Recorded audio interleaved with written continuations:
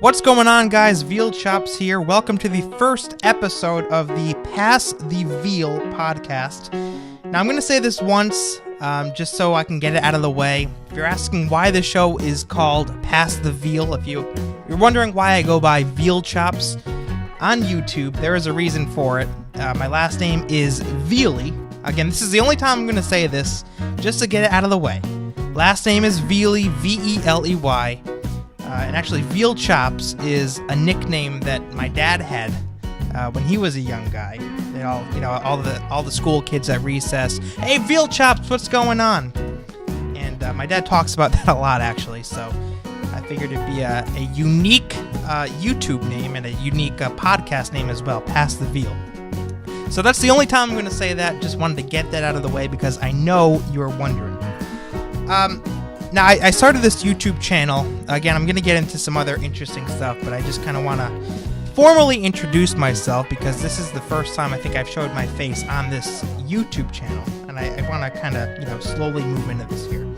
I started this YouTube channel, I believe it was earlier this year, earlier in 2018. It could have even been at the very end of 2017, but somewhere in that time frame. And I haven't posted new content for quite some time, actually most of this year.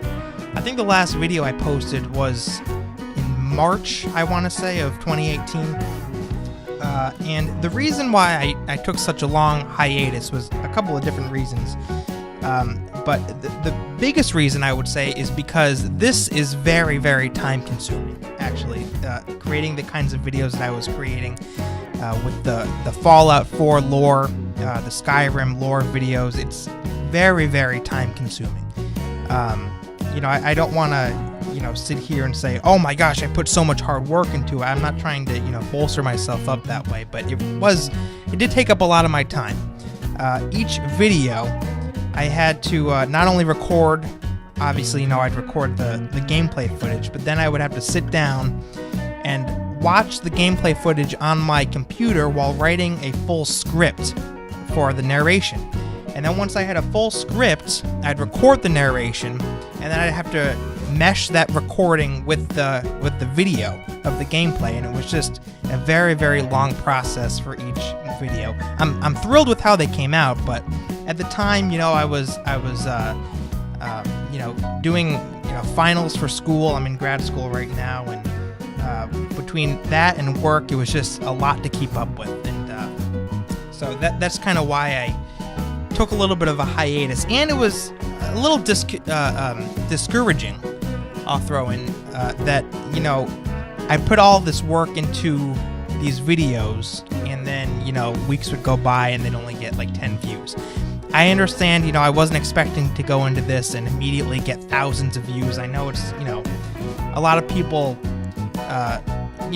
It takes time. These things take time. If you want to reach a lot of people, you got to really put in the work. I understand that, but it was still discouraging putting so much time into each and every one of these videos and really not having anything to show from it. And that's, not your fault. That's, people listening to this right now, I'm not blaming you, and I'm not, trying to throw myself, woe is me kind of thing.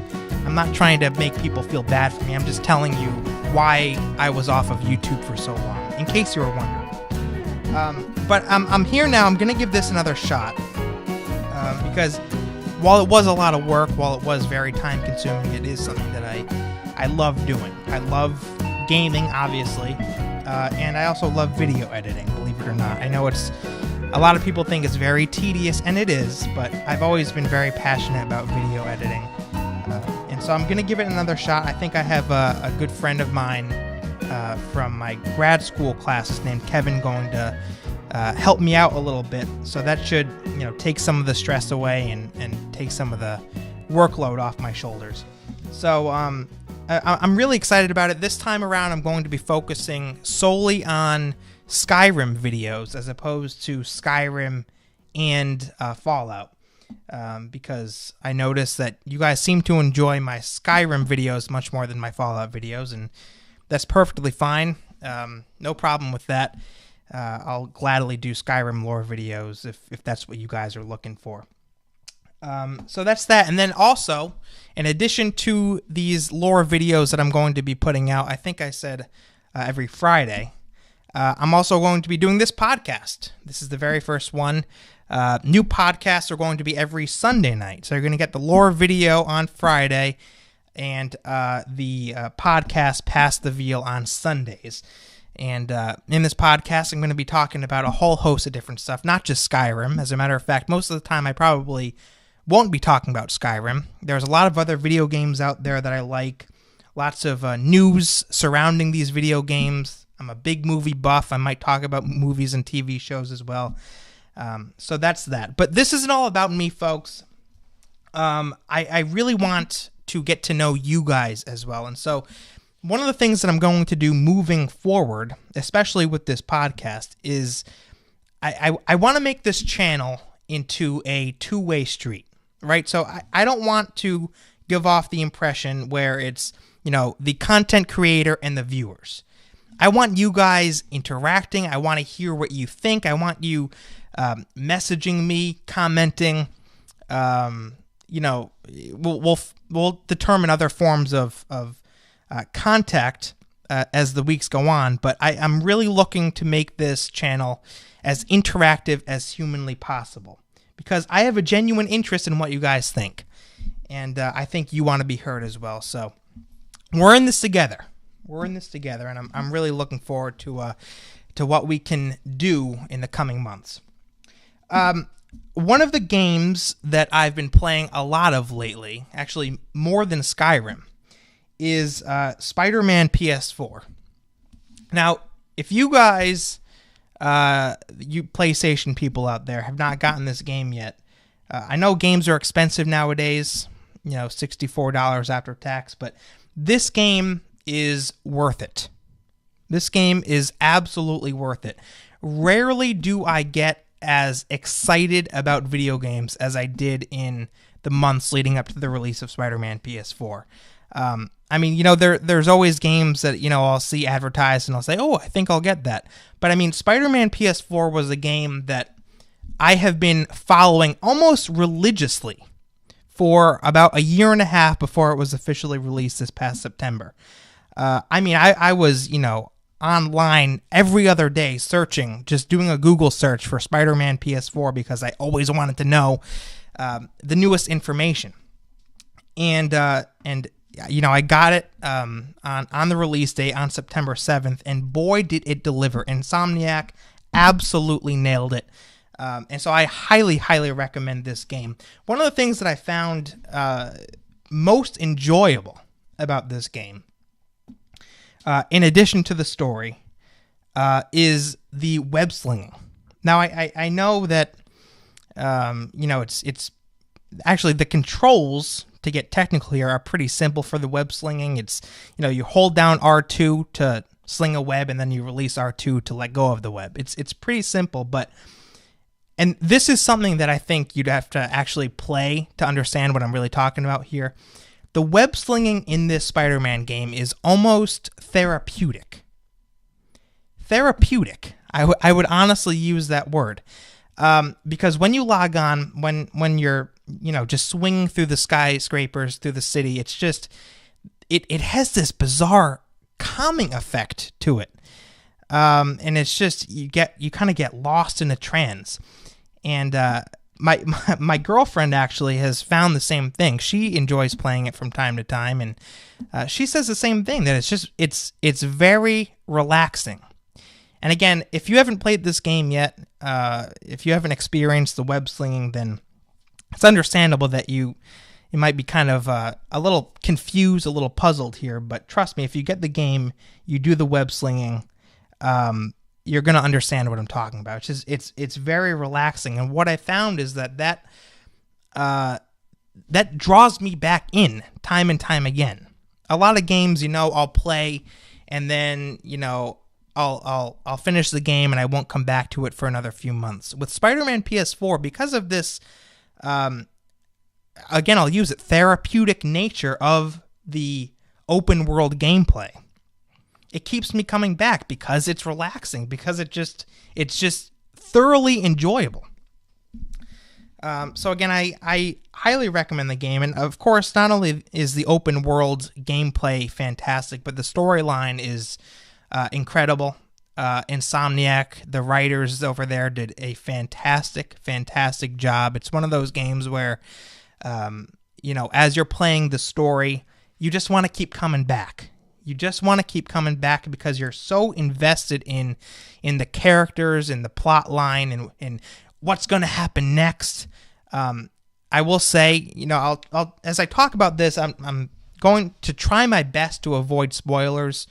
Or if I do have a spoiler that I need to talk about, I'll say spoiler, and then you can turn the volume down and not listen to that part.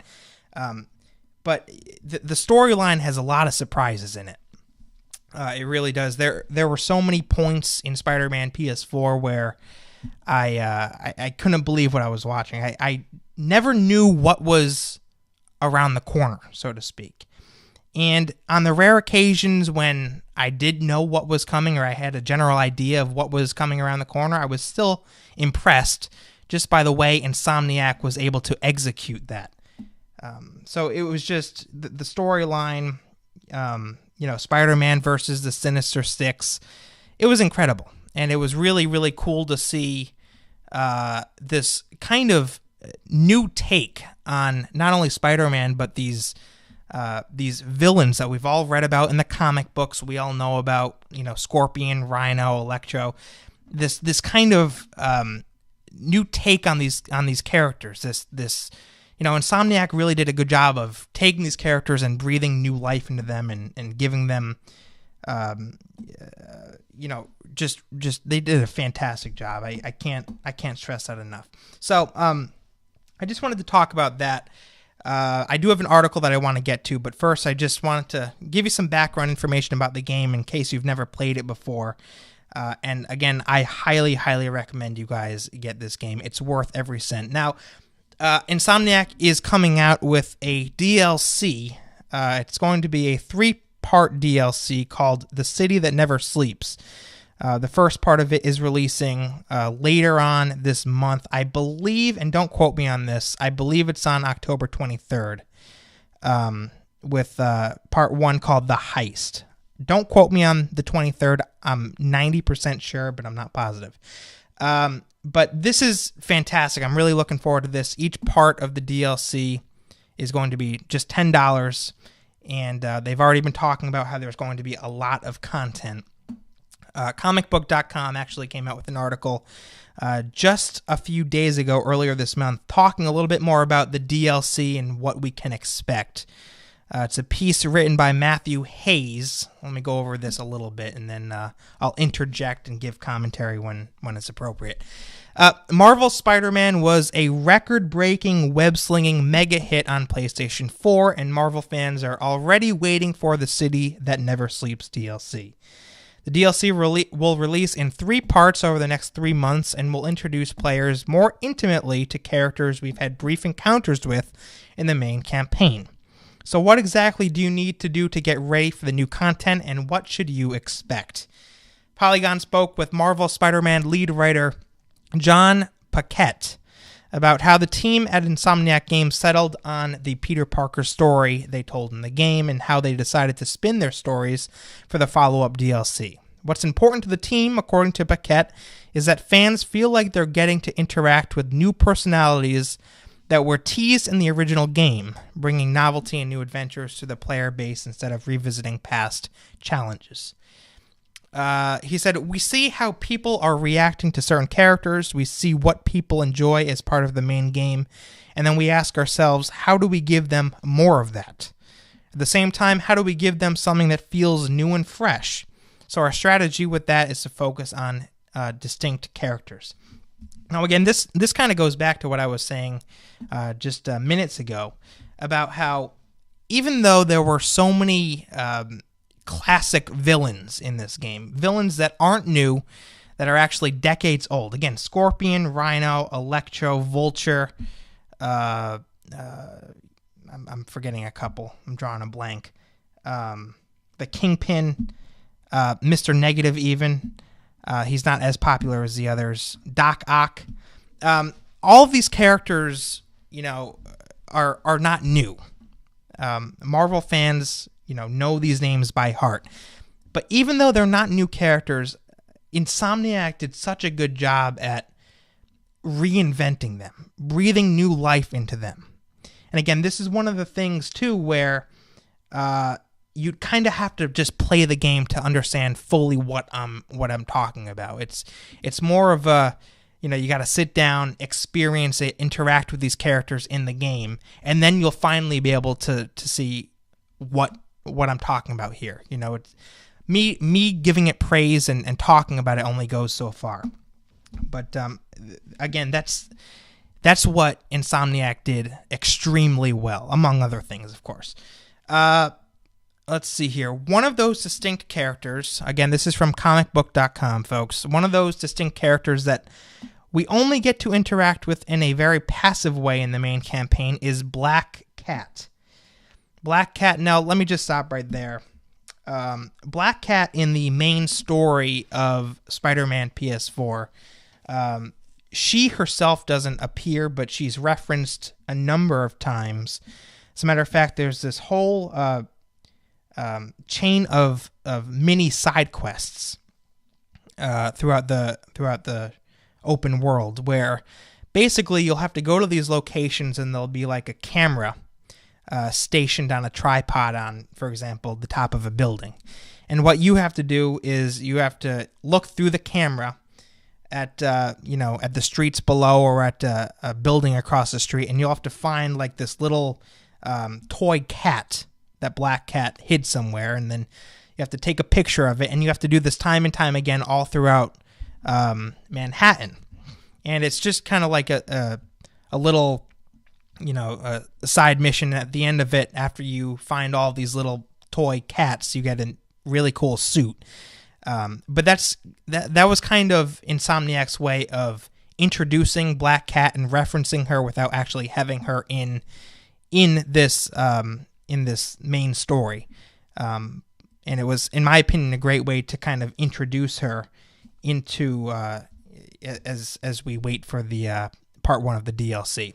So that's just kind of to give you some background about how Black Cat was referenced in the main story. Black Cat will be the star of the City That Never Sleeps first batch of content called The Heist. We saw Black Cat and Spider-Man play a fascinating game of cat and mouse through a series of side quests, this is what I was just talking about, in the game.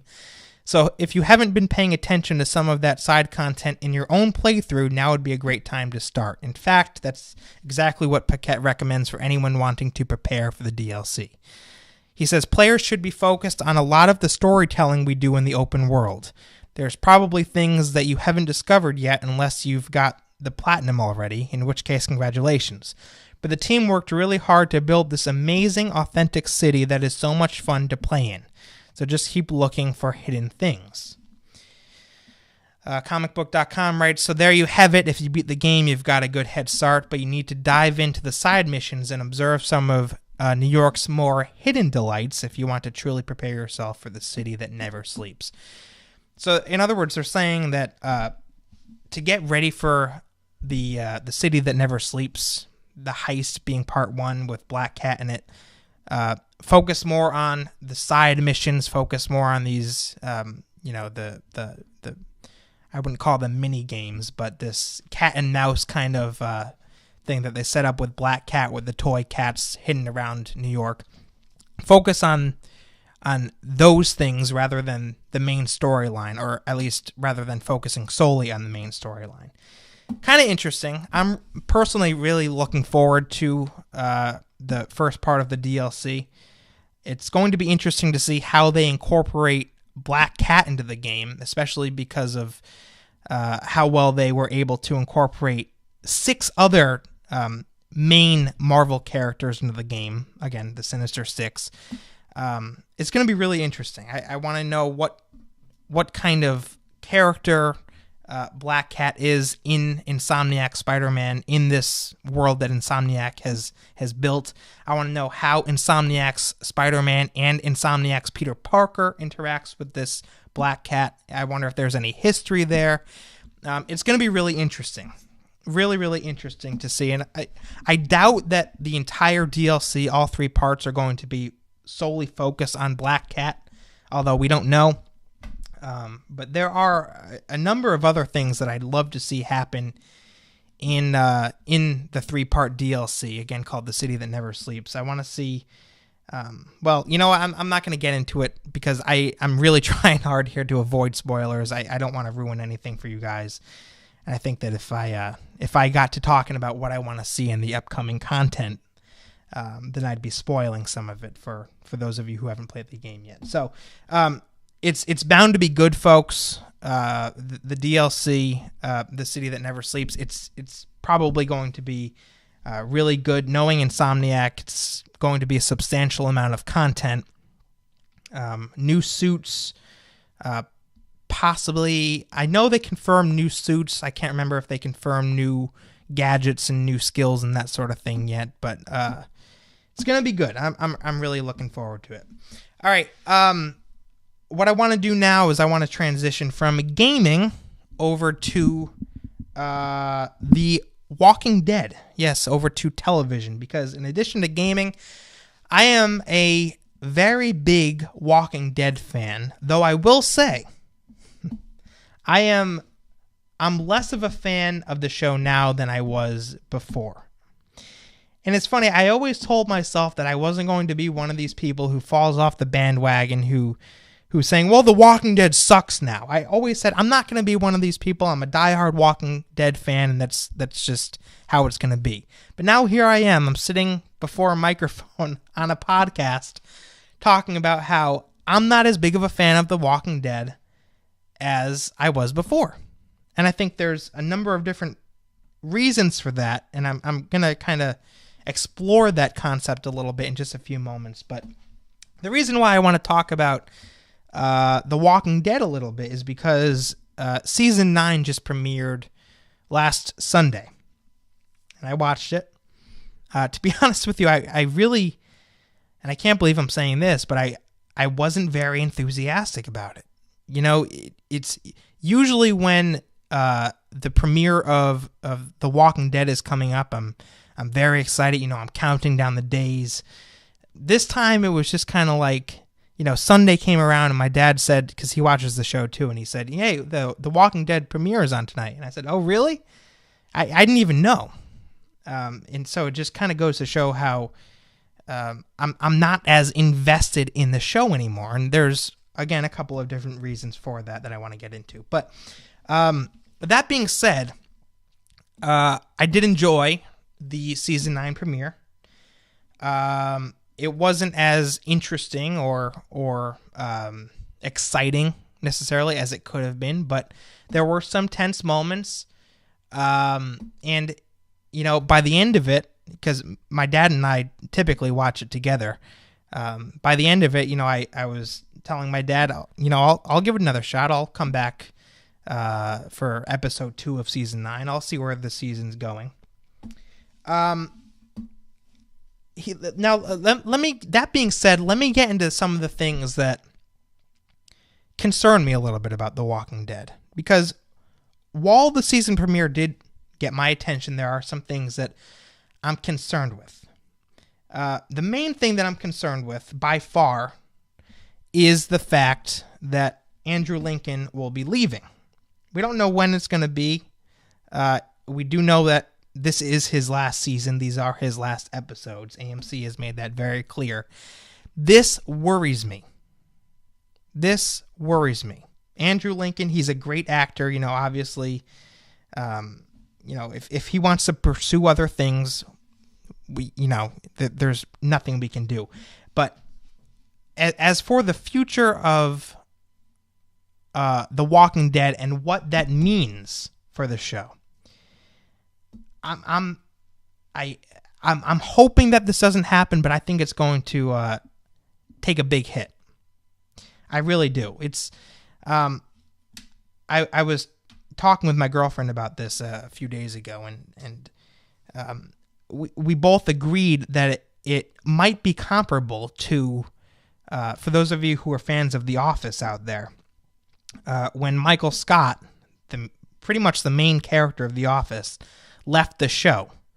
And then in the season and a half, it might have been 2 seasons, after Michael Scott left The Office, it just kind of got, all right, why are we still watching this now? What's the point? That was the main character. That was the meat and potatoes of the show. And, you know, The Office was still good-ish after Michael Scott left, but it wasn't the same. And that's what I'm worried about with The Walking Dead. It's after Andrew Lincoln leaves, that is Rick Grimes. I mean, what is The Walking Dead without Rick Grimes? You know what I mean? It just doesn't make sense to me. I know that there's a lot of prominent characters, but Rick Grimes, at least to me, and maybe this is different for you guys watching or listening to this, but at least for me, Rick Grimes has been the meat and potatoes of The Walking Dead. He is the main character, even though they focus on, dozens of other prominent characters. Rick Grimes is The Walking Dead. He is the main character. This is his story, his experience through the zombie apocalypse. And I think that after he leaves the show, The Walking Dead is going to have to find ways to carry on if they want to remain relevant. I just worry that he's going to leave and then people are going to lose interest. I might be one of them, to be perfectly honest. But we're going to have to see what they do. I have a few ideas of how The Walking Dead can stay relevant through season 9 and beyond after Rick Grimes, Andrew Lincoln is gone. And I just noted a few of them here. And this, I think, it's a short list, by the way. It's only 3 points that I have. But I think these points reflect what a lot of other Walking Dead fans or former Walking Dead fans feel. Because I have a lot of friends who watch the show or who used to watch the show. I've talked with them before. I'm both in person and online through social media and so forth.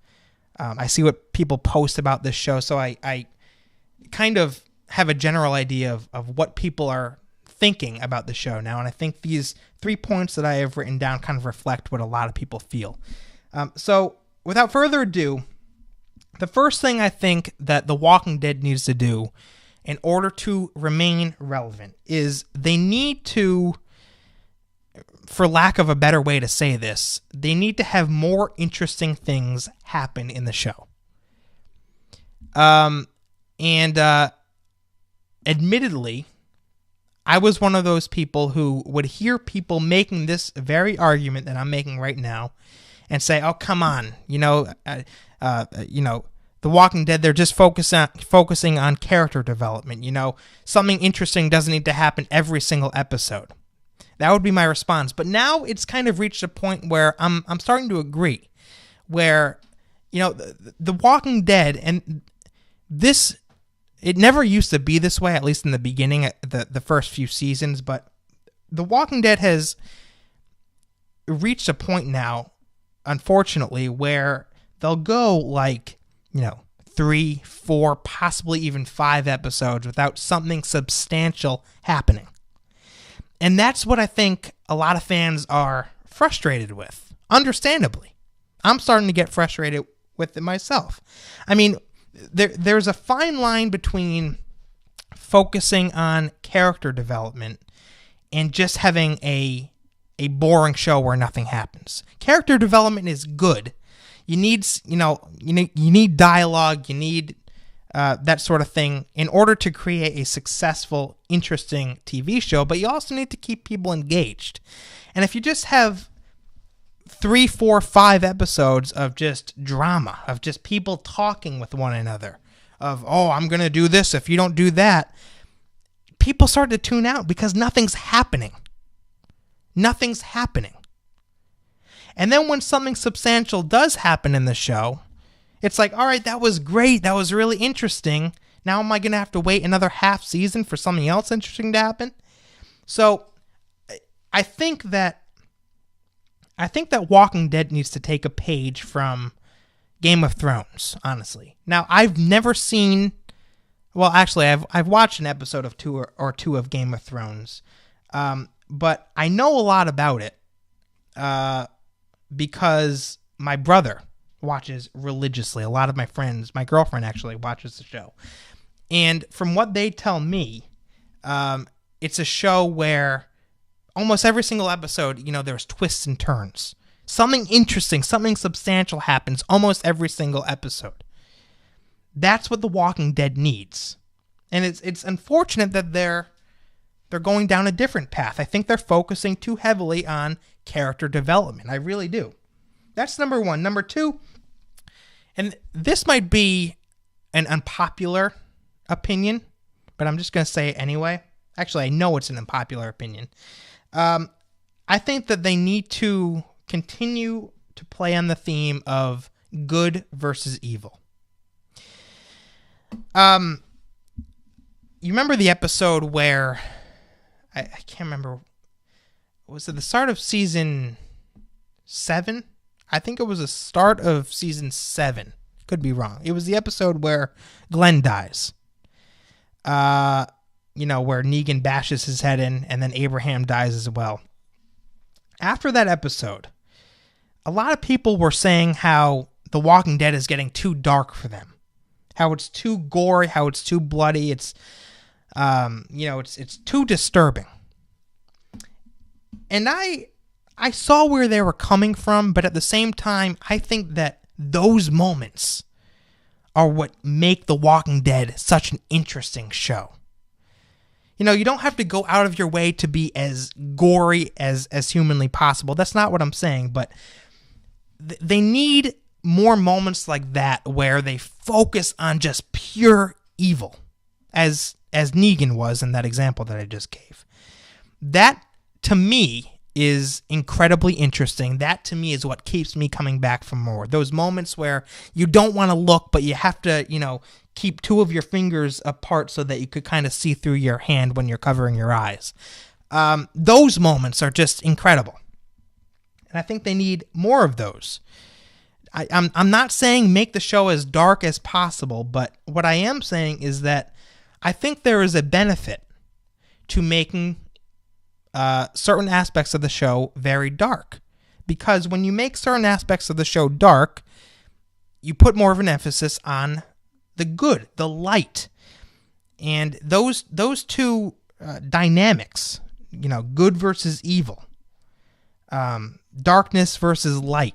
This is, at least to me, and again, this is all my opinion, that's what The Walking Dead has been about since the beginning.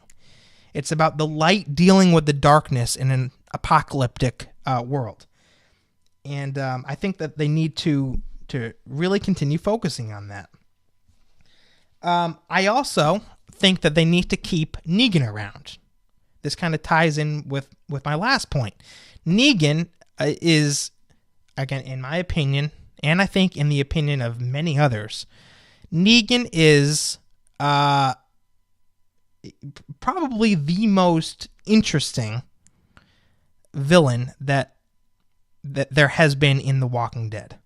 I would say much more interesting than the governor, much more interesting than the cannibals at Terminus. Every time Negan was on screen, every time there was a scene with Negan, my eyes were glued to the television. I would sit down last season of The Walking Dead hoping every single episode that Negan would be in this episode, that he would be making an appearance in this episode, because he is just such an interesting character. Just such an interesting character, and I think they need to keep him around. I'm happy to see, again, spoiler alert, I'm happy to see that at the end of the last season, Rick and Michonne decided to keep Negan locked up in a jail cell rather than kill him. Because at least, even though he's rotting in a jail cell right now, he's still around. There's still the potential that he could, get out, do whatever. He's still in the show. And I think that's very, very important, because Negan has become such an interesting, iconic character in the entire television show that it would be stupid, at least at this point, to get rid of him. And the last thing that I think The Walking Dead really needs to do and this is a point that I've talked about a lot with many different people, is I think that they need to focus more on this nomadic lifestyle. Rather than, let me put it this way. I understand what the writers and the creators of the show are going for. They're trying to create a show that shows how humanity kind of rose up and rebuilt society in a post-apocalyptic world. That's what they're trying to show. They're trying to show how, this small group of survivors went from nothing to building a flourishing community. And I think that's great, but at the same time, I think that one of the things that attracted so many people to The Walking Dead in the beginning is the fact that there were just these survivors out in the woods trying to live, fighting off the dead. They didn't have these big homes. They didn't have a bed to sleep in. They didn't have, a functioning community of people. They didn't have, cars. They didn't have, farms and crops and that sort of thing. They were just survivors living off the land in a post-apocalyptic world. That's what drew a lot of people in.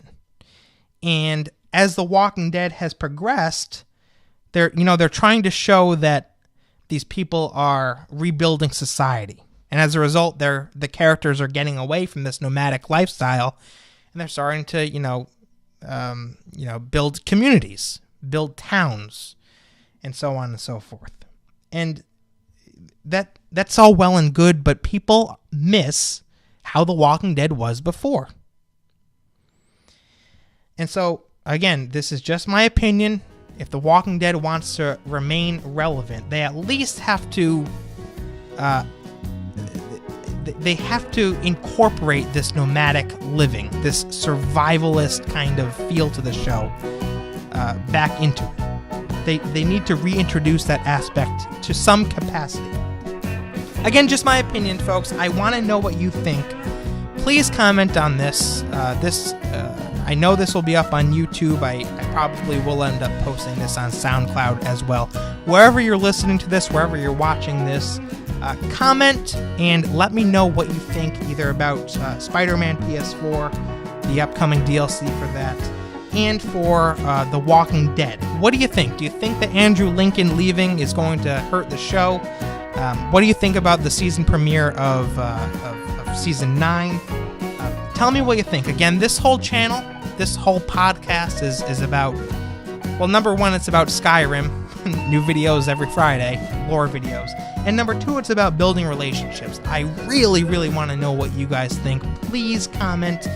Let me know. I'd love to hear from you. I'll read your comments on the air in my Sunday podcasts. But anyway, thanks for listening. I hope I wasn't too boring. I'll be back for episode 2 of Pass the Veal next Sunday. Be there or be square.